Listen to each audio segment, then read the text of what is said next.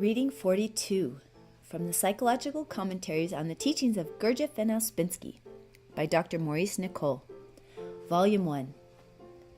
Birdlip, June 4th, 1942. Psychological Commentary 3.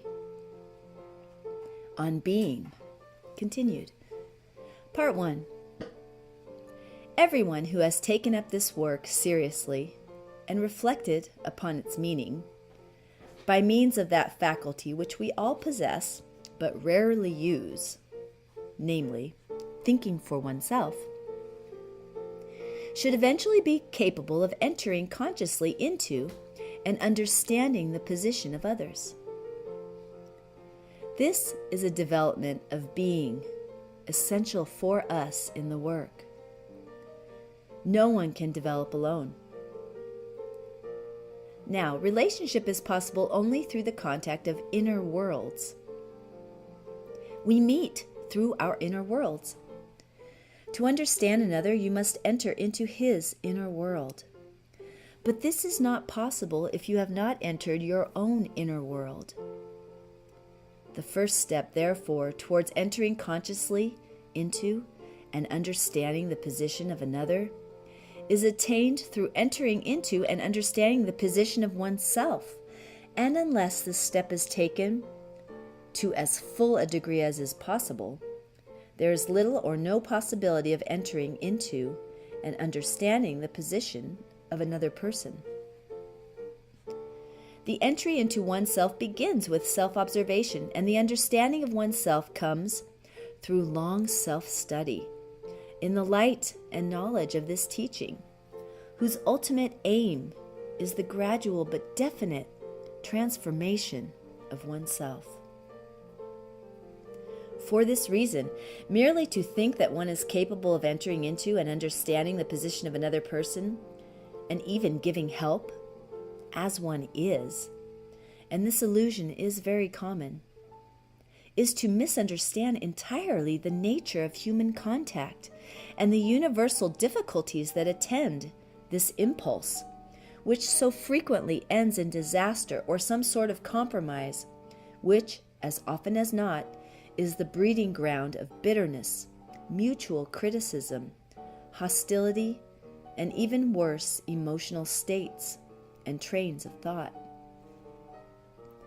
No one, as he is mechanically, that is, as formed by life and its influences, can enter into and understand another, and from that give help, unless he already knows from his own self-observation, self-study and insight, and work on himself, what is in the other person.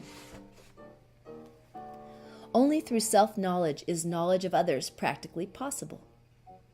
Only by seeing, knowing, and understanding what is in yourself can you see, know, and understand what is in another person. One of the greatest evils of human relationship is that people make no attempt to enter into one another's position, but merely criticize one another without any restraint, and do not possess any inner check to this mechanical criticism, owing to the absence of any insight into themselves and their own glaring crudities, faults, and shortcomings. As a result, not only do they not help each other, but the normal balance of things is upset. And by this I mean that an accumulation of wrong or evil psychic material is formed daily in human relationships and, in fact, in everyone's life, which should never exist if people saw themselves and others simultaneously, and in this way could neutralize the effects of their conduct day by day.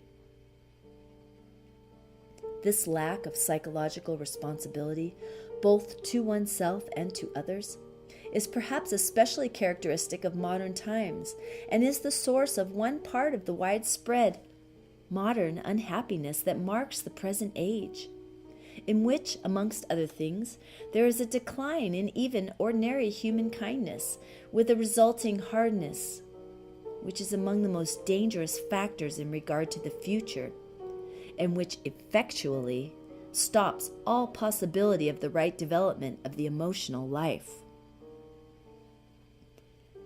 People in this work who have a chance of emotional development should particularly observe silent or expressed criticism of others as a continual wrong factor in themselves, which continually is making wrong psychic material in them, and sincerely reflect upon what they are doing.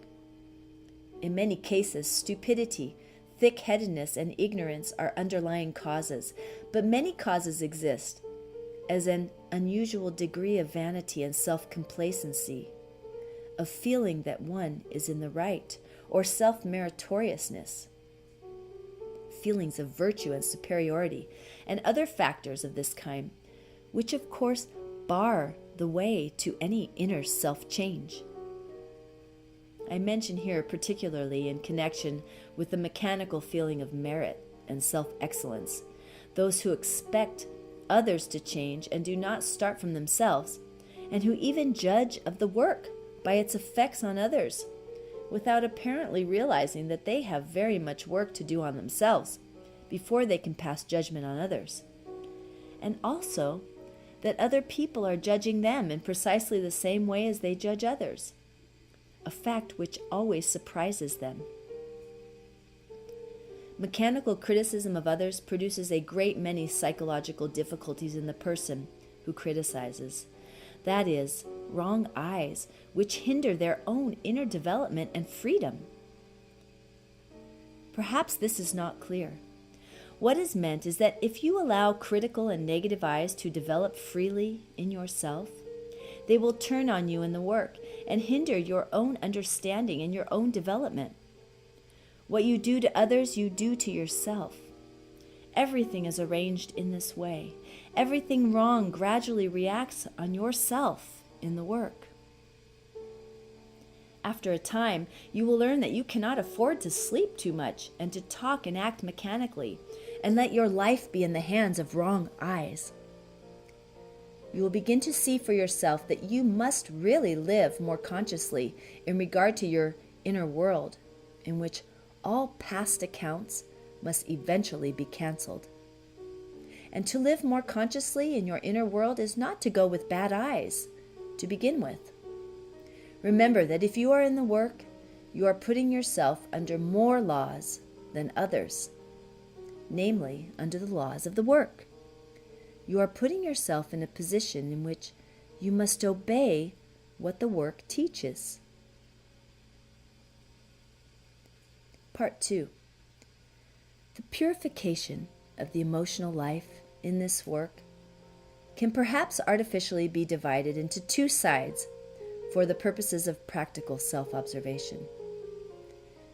We will deal first with the emotions arising from false personality, or imaginary I. This imaginary oneself to which this work is constantly calling your attention, and which should be a matter of daily self-study and work, in view of the fact that it is the source of so much daily misunderstanding and unhappiness and offense.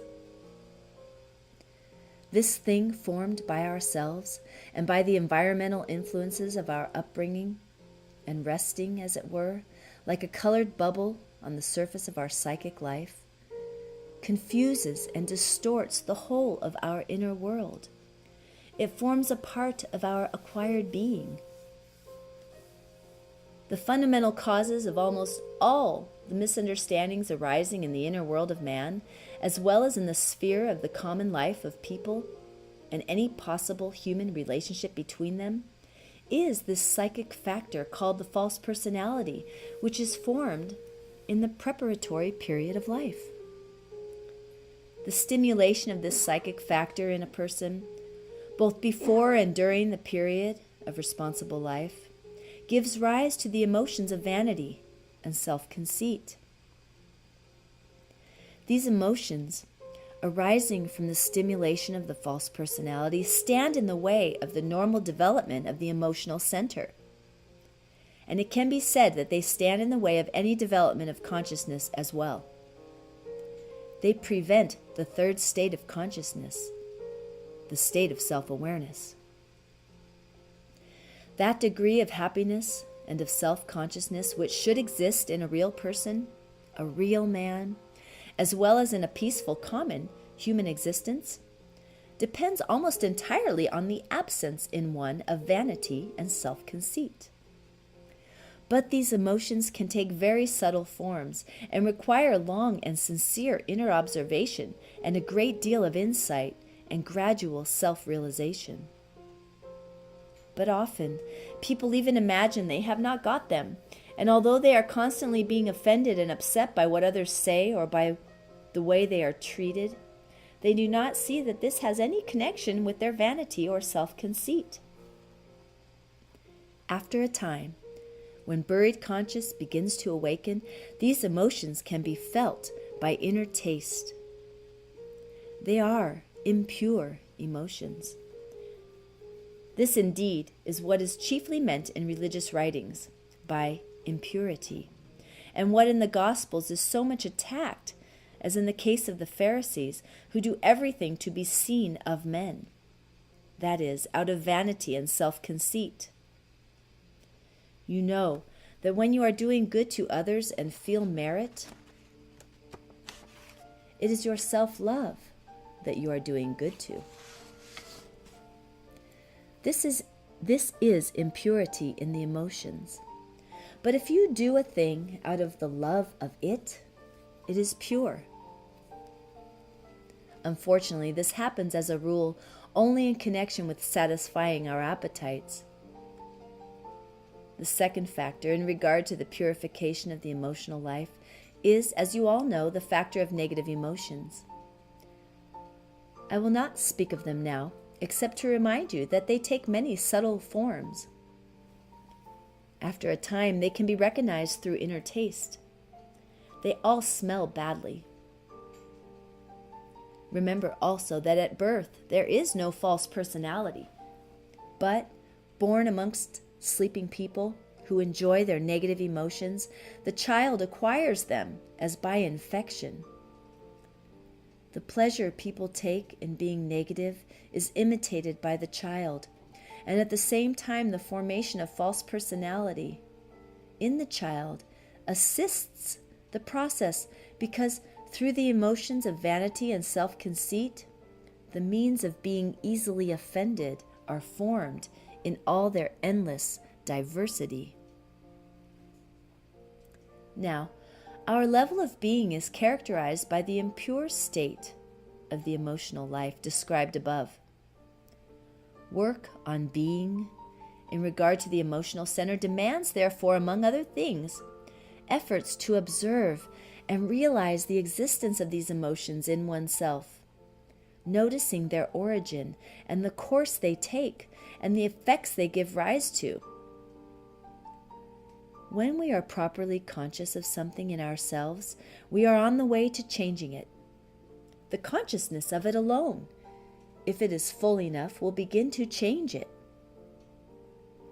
Once you have seen something in yourself, in your being, clearly, it will lead to your seeing something else. Understand that being must change, and change definitely in everyone without exception, and it must change now and here. Religious people often suppose they will be changed in some hereafter, or they imagine that just as they are, with the level of being they have, and all their negative emotions, vanity, self-conceit, malicious talking, jealousies, unpleasant curiosities, and so on, they can reach God. And there are many other similar illusions, all of which are due to not seeing one's level of being, which actually determines where we are situated in the scale or ladder of all kinds of being, reaching up to the divine being. Everyone is at some place in this ladder. Now, in this work, on the psychological side, you are given knowledge about how to change being, and this knowledge must be applied to your own being through observing yourself in accordance with what that knowledge tells you to observe. From this, you get knowledge of your being and can begin to work on your being. If you begin to possess some real knowledge of your own being and have worked on it, then you will be able to enter into and understand the position of another person and so help him. But only insofar as your own knowledge of yourself and your own difficulties goes. And among other things, you will be able to know when you are speaking from vanity or a sense of superiority, or from a negative feeling, from the desire to hurt or merely criticize, and so on. In short, you will be able to distinguish between the pure and impure in yourself better, and from this be able to speak more purely to one another. If, while you are speaking, you are seeing in yourself what you are seeing in the other, you will speak purely or more purely, and what is pure in this sense cannot hurt another or offend him, but will help him. And if you do not know at the time when you are speaking to another whether you spoke rightly, yet you have spoken with the double consciousness of yourself and the other person, which is speaking in a state of self-remembering, namely, looking in and out simultaneously, then you will know later by aftertaste. That is, the work will show you, for everything done sincerely from the feeling of the work will be preserved for you and shown you in its right light if you listen and do not fall asleep. Part 3.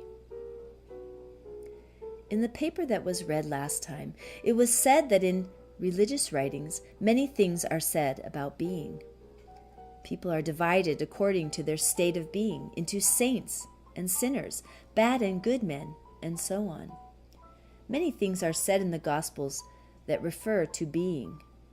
In the parable of the sower, sowing the seed of the Word of God in mankind, the different categories of men mentioned are divided according to their being in relation to the seed of the Word, to their reception of it.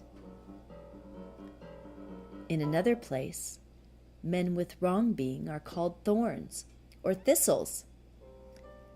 In the passage where Christ says, "Do men gather grapes of thorns or figs of thistles?" Men are then compared by Christ in regard to their level of being with trees. And it is said, "Every good tree bringeth forth good fruit, but the corrupt tree bringeth forth evil fruit." All this means that the level of being of a man is of the greatest importance. As you know, it is necessary to think about a person's level of being before you bring him into this work. Something very serious is meant here, and by now you will begin to understand what it is. The tendency today to make criminals heroes is entirely wrong. There are two signs of being in regard to people that you might wish to bring into the work.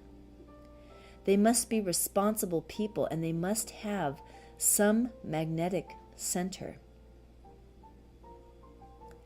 Other things have been said in the past on this question, and I will try to recall some of them now. Apart from the idea of good householder and magnetic center, a person entering the work should have a natural sense of shame. You know that many so-called moral defectives have no sense of shame, and this is a very bad sign. And notice here that by being hard and never feeling shame, you arrest the development of your own being. Again, people entering the work should have some sense of religion, some trace in their lives of a religious impulse, that is, of course, connected with magnetic center and with past influences and education. Then they should feel something of mortality, have some awareness of their own mortality. All these factors and several others form starting points in their being from which ideas and teachings of the work can develop.